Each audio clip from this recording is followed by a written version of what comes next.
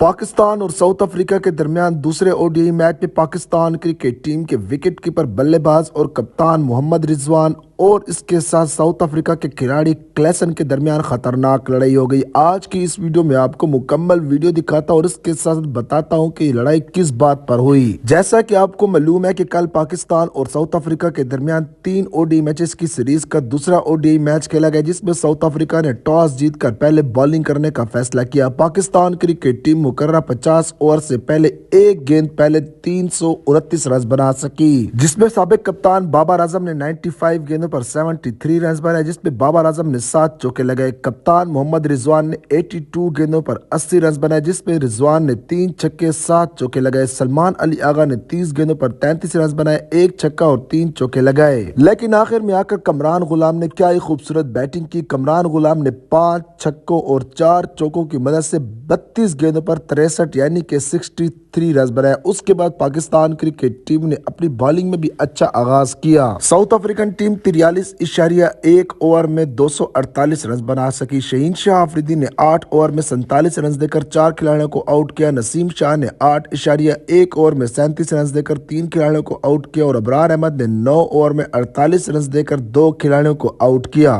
یہ میچ تو Pakistan cricket team آسانی کے ساتھ جیت گئی، لیکن یہاں پر ایک پھڈا ہو گیا تھا۔ پاکستان کرکٹ ٹیم کے تیز گیند باز حارث روف اوور کروا کے جا رہے تھے تو کلیسن نے ان کے خلاف کچھ بولا۔ وہ پاکستان کرکٹ ٹیم کے وکٹ کیپر بلے باز اور کپتان محمد رضوان نے وکٹ کے پیچھے سے سن لیا تو محمد رضوان نے کہا کہ بھائی تیری اتنی مجال کیسے ہوئی ہے کہ میرے ہوتے ہوئے میں کپتان ہوں اور تو میرے کھلاڑی کے بارے میں اس طرح سے بات کرے۔ محمد رضوان کی اس کے ساتھ بحث ہو رہی تھی کہ یہاں پر ساؤتھ افریقہ کا دوسرے اینڈ پر کھڑا ہوا کھلاڑی بھی وہاں پر پہنچ گیا۔ یہ بحث شدید ہو رہی تھی کہ یہاں پر سب سے پہلے پاکستان کرکٹ ٹیم کے سابق کپتان کنگ بابر اعظم بھاگتے ہوئے پہنچے اور اس کے بعد پھر پاکستان کرکٹ ٹیم کے دیگر کھلاڑی بھی پہنچے۔ اس دوران امپائرز بھی وہاں پر پہنچ گئے اور محمد رضوان کو اور کلیسن کو دور کرنے کی کوشش کی۔ پاکستان کرکٹ ٹیم کے سابق کپتان بابر اعظم کلیسن کو پکڑ کر دور لے گئے۔